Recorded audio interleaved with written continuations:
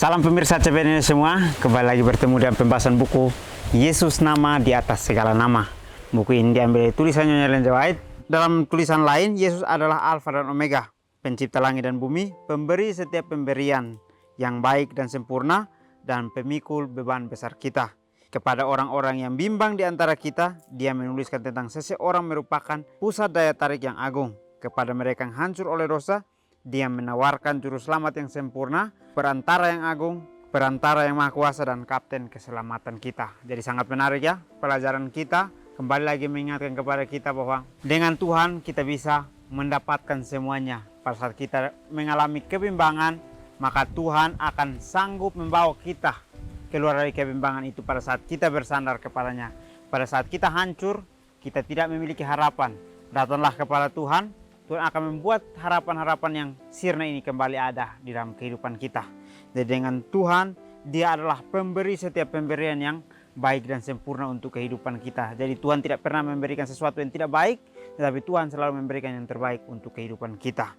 Jadi marilah kita belajar untuk cintai Tuhan, untuk lebih dekat kepada Dia, karena melalui Dia adalah Alfa dan Omega kita. Bacaan kita kali ini judulnya adalah Ahli Bangunan Agung. Ayat intinya terambil dalam Ibrani 3 ayat 4. Sebab setiap rumah dibangun oleh seorang ahli bangunan, tetapi ahli bangunan segala sesuatu ialah Tuhan. Bait suci Yahudi dibangun dari batu pahat yang digali dari pegunungan, dan setiap batu ditempatkan pada tempatnya di bait suci, dipahat, dipoles, dan diuji sebelum dibawa ke Yerusalem. Dan ketika semua diletakkan di tanah, bangunan itu menyatu tanpa suara kapak atau palu. Bangunan ini melambangkan bait suci rohani Tuhan yang berdiri dari bahan-bahan yang dikumpulkan dari setiap bangsa dan bahasa dan kaum dan semua tingkatan tinggi dan rendah, kaya dan miskin, terpelajar dan tidak terpelajar. Mereka bukanlah benda mati yang disatukan dengan palu dan pahat. Mereka adalah batu hidup yang digali dari dunia oleh kebenaran dan ahli bangunan agung. Tuhan atas bait suci sekarang sedang memotong dan memolesnya dan menyesuaikan dengan tempatnya masing-masing di dalam bait suci rohani. Ketika selesai, bait suci ini akan menjadi sempurna di setiap bagiannya, menjadi kekaguman malaikat dan manusia sebagai pembangunan, dan pembuatnya adalah Tuhan. Baik, pelajaran kita menceritakan bagaimana proses pembangunan bait suci Tuhan. Dikatakan bahwa ahli bangunan yang agung. Ahli bangunan kita adalah Tuhan sendiri yang membuat setiap bangunan-bangunan itu indah di dalam bait suci itu.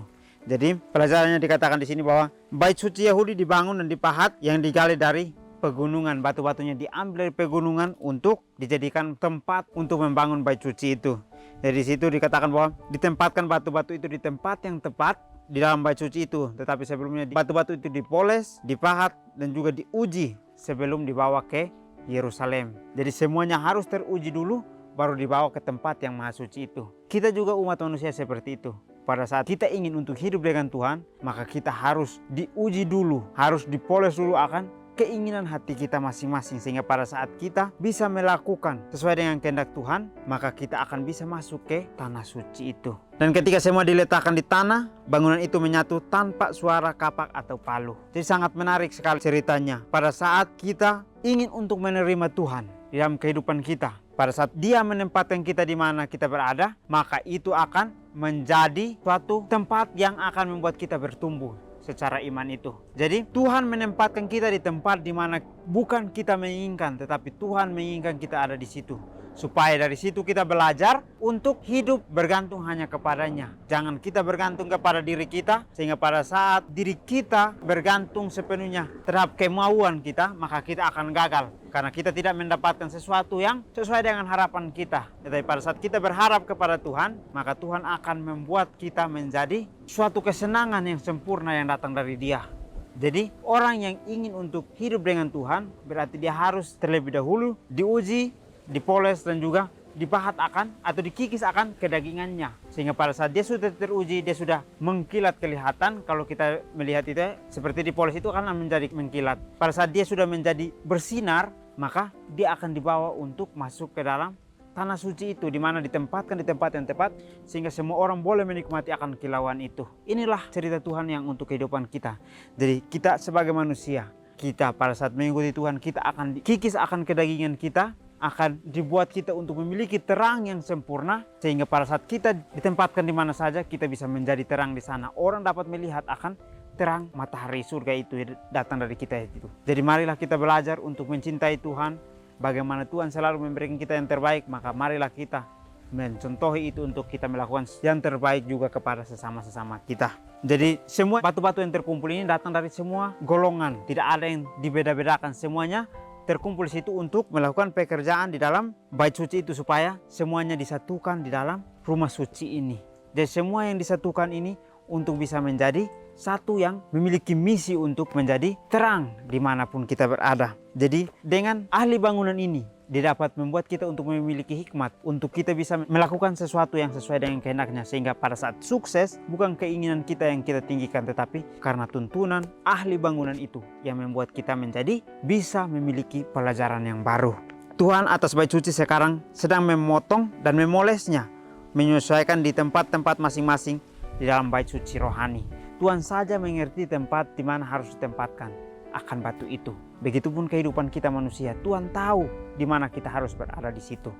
Sehingga saat ini kita bergantung kepada Tuhan, bukan untuk meminta kebaikannya saja, tetapi marilah kita belajar untuk kita juga bisa memiliki karakter yang sama seperti Tuhan itu. Karena pada saat kita memiliki karakter yang sama, kitalah contoh-contoh yang akan dibawa untuk menjadi terang dimanapun kita berada. Tidak ada seorang atau bangsa yang sempurna dalam setiap kebiasaan dan pemikirannya. Seorang harus belajar dari yang lain. Oleh karena itu, Tuhan ingin agar bangsa-bangsa yang berbeda-beda berbaur bersama menjadi satu dalam menilai dan dalam tujuan. Kemudian persatuan yang ada di dalam Kristus ini akan menjadi percontohan. Jadi sangat menarik ya. Kembali lagi kita diingatkan bahwa tidak ada seorang atau bangsa pun yang sempurna dalam setiap kebiasaan dan pemikiran. Jadi tidak ada yang luput dari kesalahan-kesalahan. Semuanya sama, mau seorang atau bangsa pun semuanya sama.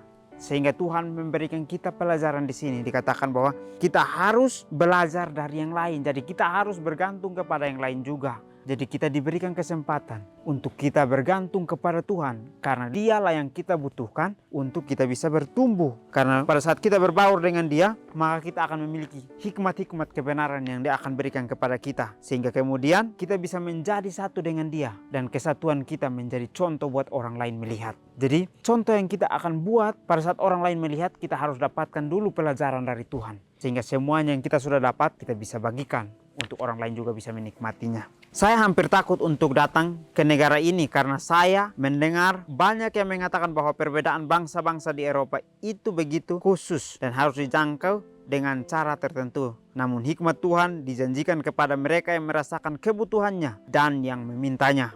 Tuhan akan membawa orang-orang kemana mereka akan menerima kebenaran. Biarlah Tuhan menguasai pikiran, membentuknya seperti tanah liat yang dibentuk di tangan pembuat tembikar. Dan perbedaan-perbedaan tidak akan ada. Pandanglah Yesus, saudara-saudara, teladanilah cara dan semangatnya, dan engkau tidak akan kesulitan menjangkau kelas-kelas yang berbeda-beda ini. Baik pelajaran yang selalu mengingatkan kita terus bahwa kita seringkali memikirkan sesuatu yang sesuai dengan keinginan kita, sehingga pada saat kita diberikan kesempatan untuk pergi melayani, kita memikirkan bahwa kita harus melakukan yang terbaik dulu baru kita ke sana. Bersama dengan Tuhan juga seperti itu, kita harus melakukan yang terbaik dulu di hadapan Tuhan, maka Dia akan membawa kita untuk pergi melayani di tempat-tempat yang mungkin tidak bisa kita jangkau dengan akal pikiran kita. Tetapi Tuhan akan membawa kita ke tempat-tempat yang sudah tidak menjadi keinginan kita lagi. Pada saat kita menginginkan sesuatu, kita pergi dengan kesombongan kita. Tetapi pada saat kita tidak menginginkan sesuatu dari keinginan kita, tetapi yang Tuhan perintahkan, maka kita akan memiliki kesenangan pada saat kita tiba di sana. Kita hadir di sana dengan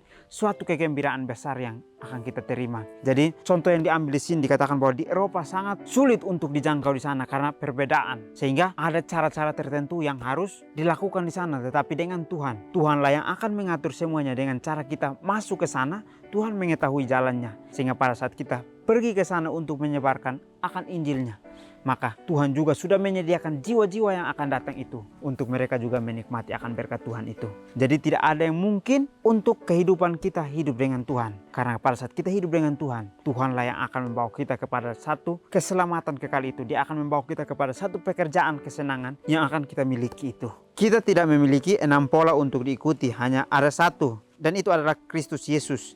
Jika saudara-saudara di Italia, saudara-saudara di Prancis, dan saudara-saudara di Jerman berusaha menjadi seperti dia, mereka akan menginjakkan kaki mereka di atas dasar kebenaran yang sama. Roh yang sama yang berdiam di dalam satu akan tinggal di dalam yang lainnya. Kristus di dalam mereka, pengharapan akan kemuliaan. Saya memperingatkan engkau, saudara-saudara, untuk tidak membangun tembok pemisah di antara bangsa-bangsa yang berbeda. Sebaliknya, berusahalah untuk menghancurkannya dimanapun itu berada. Kita harus berusaha untuk membawa semua ke dalam keselarasan yang ada di dalam Yesus, bekerja sama untuk satu tujuan, yaitu keselamatan sesama manusia. Testimony for the Church, volume 9, halaman 180 dan 181. Renungkan lebih dalam. Perbedaan etnis atau budaya apakah yang masih memisahkan gereja? Baik, pertanyaan yang sangat menarik. Perbedaan etnis atau budaya atau kebiasaan adat istiadat seringkali yang menjadi pemisah antara kita dengan gereja yang sesungguhnya. Kenapa saya mengatakan seperti ini? Karena mungkin adat istiadat membuat kita untuk selalu bergantung dengan apa yang diinginkan manusia, bukan apa yang diinginkan Tuhan. Tetapi pada saat kita melakukan sesuai dengan apa yang diinginkan Tuhan, maka itu akan dibenci oleh adat istiadat sendiri. Sehingga itulah yang akan menjadi satu jalur di mana pada saat kita memilih yang baik, maka kita akan mengikuti yang baik.